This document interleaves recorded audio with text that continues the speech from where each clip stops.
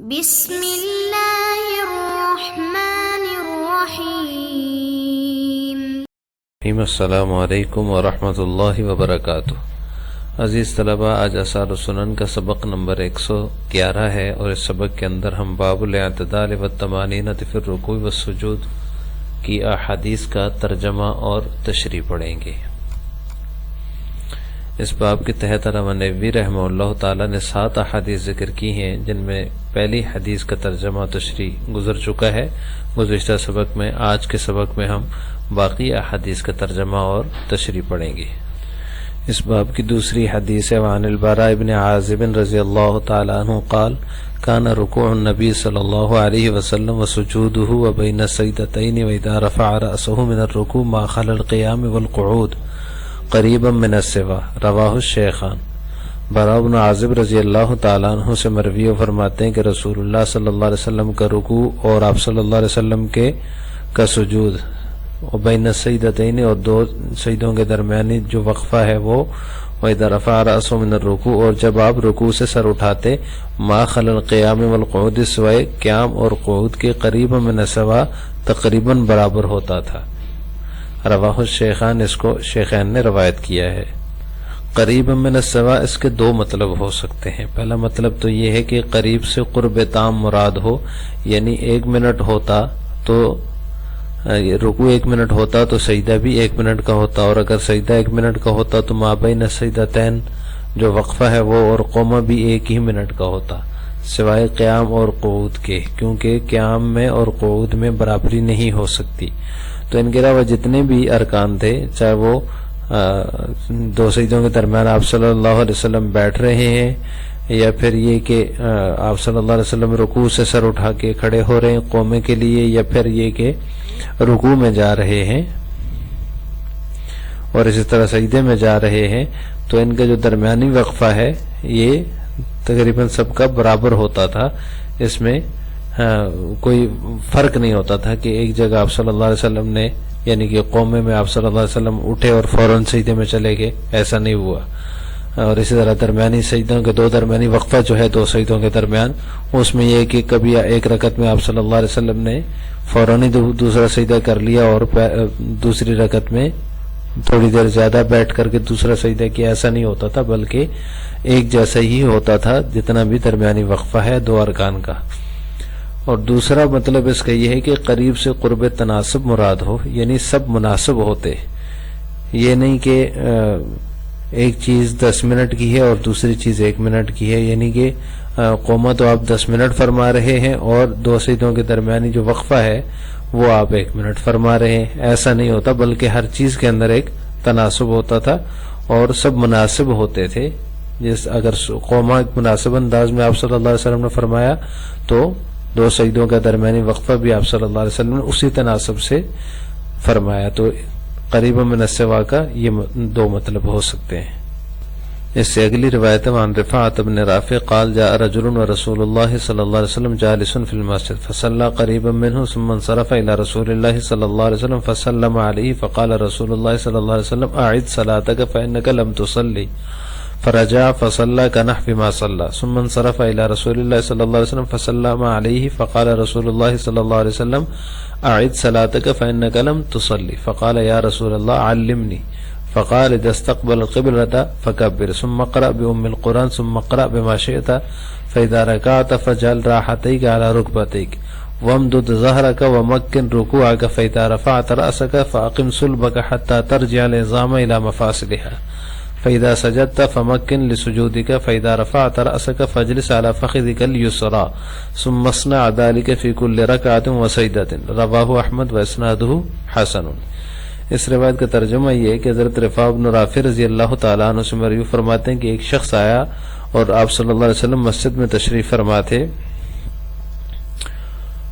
اس نے آپ صلی اللہ علیہ وسلم کے قریب نماز پڑھی، پھر رسول اللہ صلی اللہ علیہ وسلم کے پاس تشریف لایا، آ کر سلام کیا، آپ صلی اللہ علیہ وسلم نے اس کو فرمایا اعد صلاتک فانک لم تصلی، لوٹ جاؤ اور نماز دوبارہ پڑھو، تمہاری نماز نہیں تم نے نماز نہیں پڑھی. فرجع فصلى كنحو ما صلى, تو وہ واپس گیا اور اس نے دوبارہ نماز پڑھی جس طرح کے پہلے پڑھی تھی. ثم انصرف الى رسول اللہ, پھر آپ صلی اللہ علیہ وسلم کے پاس آیا. فسلم علیہ, سلام کیا, تو آپ صلی اللہ علیہ وسلم سے فرمایا اعد صلاتک فانک لم تصلی, دوبارہ نماز پڑھو تمہاری نماز نہیں ہوئی. فقال یا رسول اللہ, تو اس نے کہا یا رسول اللہ علمنی, مجھے سکھا دیجیے. تو آپ صلی اللہ علیہ وسلم نے فرمایا اذا استقبلت القبلۃ فکبر, جب تو قبلہ رخ ہو جائے تو تکبیر کہو. ثم اقرأ بأم القرآن, پھر سورہ فاتحہ پڑھو.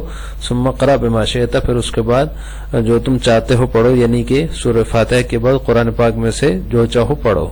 فإذا ركعت فجعل راحتيك على ركبتيك, پھر جب تم رکوع کرو تو اپنی دونوں ہتھیلیوں کو اپنے دونوں گھٹنوں پر رکھو. وامدد ظہرک, اور اپنی پشت پھیلا دو. ومکن رکوعک, اور اپنے رکوع کو اطمینان سے کرو. فإذا رفعت رأسک, جب تم سر اٹھاؤ. فأقم صلبک, تو اپنی پشت کو سیدھی کر دو. حتی ترجع العظام إلى مفاصلها, یہاں تک کہ ہڈیاں اپنے جوڑوں پر آ جائیں. فإذا سجدت فمکن لسجودک, جب تم سجدہ کرو تو اپنے سجدے کو اطمینان سے کرو. فإذا رفعت رأسک, جب سجدے سے سر اٹھاؤ. فاجلس على فخذک اليسرى, تو اپنے بائیں ران پر بیٹھ جاؤ. ثم اصنع ذلك في كل ركعة وسجدة, پھر اسی طرح کرو ہر رکعت اور ہر سجدے میں. رواه احمد, اس کو امام احمد نے روایت کیا. واسناده حسن, اور اس کے سند حسن درجے کی ہے. اس سے اگلی روایت ہے وعن ابی قتادہ رضی اللہ تعالی عنہ قال قال رسول اللہ صلی اللہ علیہ وسلم اسوأ الناس سرقة الذي يسرق من صلاته. قال یا رسول اللہ کیف يسرق من صلاته؟ قال لا يتم رکوعها ولا سجودها ولا يقيم صلبه في الركوع ولا في السجود. رواه احمد والطبراني وقال الحيثمي رجاله رجال الصحيح. ابو قتادہ رضی اللہ تعالی عنہ سے مروی فرماتے ہیں کہ رسول اللہ صلی اللہ علیہ وسلم نے فرمایا اسوأ الناس سرقة, چوری کے اعتبار سے لوگوں میں سب سے زیادہ برا وہ شخص ہے الذی یسرق من صلاتی, جو اپنے نماز سے چوری کرتا ہے. قال یا رسول اللہ, انہوں نے فرمایا اے اللہ کے رسول کیف یسرق من صلاتی, اپنی نماز سے کیسے چوری کرتا ہے؟ فرمایا لا یتم رکوعها ولا سجودها, وہ اپنے رکوع کو اور سجدے کو پوری طرح نہیں کرتا. ولا یقیم صلبہ فی الرکوع, اور نہ ہی اپنی کمر کو اپنی پشت کو سیدھی رکھتا ہے. ولا فی الرکوع, رکوع میں. ولا فی السجود, اور نہ ہی سجدے میں. رواہ احمد و طبرانی وقال الحیثمی رجالہ رجال الصحیح, اس کو امام احمد اور طبرانی نے روایت کیا, اور حیثمی فرماتے ہیں اس کے رجال صحیح کے رجال ہیں. اگلی روایت وعن علی بن شیبان رضی اللہ تعالی عنہ وکان من الوفد قال خرجنا حتى قدمنا على رسول الله صلی اللہ علیہ وسلم فبايعناه وصلينا خلفه فملح بمؤخر عينه رجلا لا يقيم صلاته يعني صلبه في الركوع والسجود. فلما قضى النبي صلى الله عليه وسلم الصلاة قال يا معشر المسلمين لا صلاة لمن لا يقيم صلبه في الركوع وفي السجود. رواه ابن ماجہ واسناده صحیح. علی بن شیبان سے مروی ہے, وہ فرماتے ہیں کہ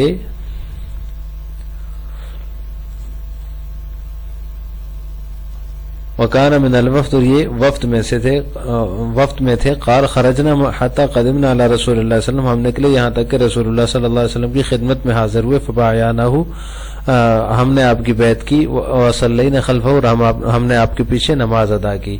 فملح بمؤخر عینہ رجلا, آپ نے گوشہ چشم سے یعنی آنکھ کے کنارے سے ایک شخص کو ہلکی سی نظر سے دیکھا. لا یقیم صلاتہ یعنی صلبہ فی الرکوع والسجود, تو وہ شخص جو اپنی نماز کو سیدھا نہیں کر رہا تھا, یعنی رکوع اور سجدے میں اپنی پشت کو سیدھا نہیں کر رہا تھا. فلما قضى النبی صلی اللہ علیہ وسلم الصلاۃ, جب آپ صلی اللہ علیہ وسلم نماز سے فارغ ہوئے, آپ نے نماز پوری فرمائی. قال یا معاشر المسلمین, کہا اے مسلمانوں کی جماعت, لا صلاۃ لمن لا یقیم صلبہ فی الرکوع وفی السجود, اس شخص کی نماز نہیں ہوتی جو اپنی پشت کو سیدھا نہیں کرتا رکوع میں اور نہ ہی سجدے میں. رواہ ابن ماجہ, اس کو ابن ماجہ نے روایت کیا ہے. واسنادہ صحیح, اور اس کی سند صحیح درجے کی ہے. اس سے اگلی روایت عن ابن عمر رضی اللہ تعالی عنہما سجدۃ من سجود هؤلاء اطول من ثلاث سجدات النبی صلی اللہ علیہ وسلم. ورواہ احمد والطبرانی واسنادہ حسن۔ ابن عمر رضی اللہ تعالیٰ عنہما سے روایت فرماتے ہیں کہ ان لوگوں کے سجدوں میں سے ایک سجدہ نبی کریم صلی اللہ علیہ وسلم کے 3 سجدوں کے برابر ہے، 3 سجدوں سے اطول لمبا ہے۔ ورواہ احمد و طبرانی، اس کو امام احمد اور طبرانی نے روایت کی، واسنادہ حسن، اور اس کی سند حسن درجے کی ہے۔ اس باب کی آخری روایت ہے وعن عدی بن حاتم رضی اللہ تعالیٰ عنہ قال من امنا فلیتمم الرکوع والسجود فإن فینا الضعیف والکبیر وعابر سبیل وذا الحاجہ هكذا كنا نصلی مع رسول اللہ صلی اللہ علیہ وسلم، رواہ احمد واسنادہ صحیح۔ عدی بن حاتم رضی اللہ تعالیٰ عنہ سے مروی فرماتے ہیں من امنا، جو ہمیں امامت کروائے، فلیتمم الرکوع والسجود، تو وہ رکوع اور سجود پورا کرے۔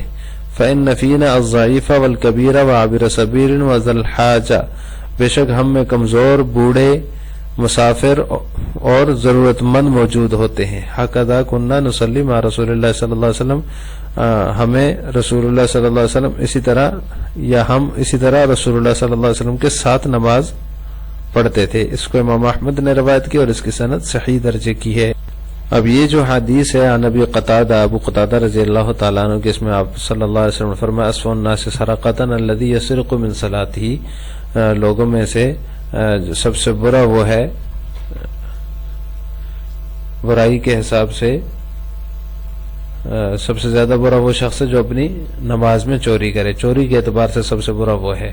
تو آپ صلی اللہ علیہ وسلم سے پوچھا گیا کہ وہ کیسے برا ہے، جو وہ کیسے چوری کرتا ہے اپنی نماز سے، تو آپ نے فرمایا کہ وہ سجدہ اور رکوع پوری طرح نہیں کرتا۔ تو اس کا مطلب یہ ہے کہ مال کی چوری کرنے سے نماز کی چوری کرنے والا شخص اس لیے برا ہوتا ہے کیونکہ مال چرانے والا شخص جو ہوتا ہے وہ کم از کم دنیا میں تو فائدہ اٹھا لیتا ہے، جو اس نے مال چرایا اس سے اس کو فائدہ ہوگا، اور دوسرا فائدہ اس کو یہ بھی ہو سکتا ہے کہ وہ مال بھی اس نے لے لیا اور پھر مالک سے معاف کرانے کے بعد اس کے اوپر کوئی مواخذہ بھی نہیں ہوتا آخرت میں، وہ آخرت کے مواخذے سے بھی بچ جاتا ہے، تو اس کے لیے فائدہ ہوتا ہے اگر کوئی مالک سے معاف کروا رہے۔ لیکن جو نماز کا چور ہوتا ہے، نماز میں چوری کرنے والا شخص ہے، وہ ثواب کے معاملے میں بھی اپنے نفس کا حق مارتا ہے، ثواب بھی اس کو نہیں ملتا اور اس کے بدلے میں عذاب اس کو آخرت میں ملتا ہے، تو وہ اس کے بدلے کا عذاب جو ہے آخرت میں لے لیتا ہے، تو اس حساب سے وہ شخص زیادہ برا ہے مال کی چوری کرنے والے سے۔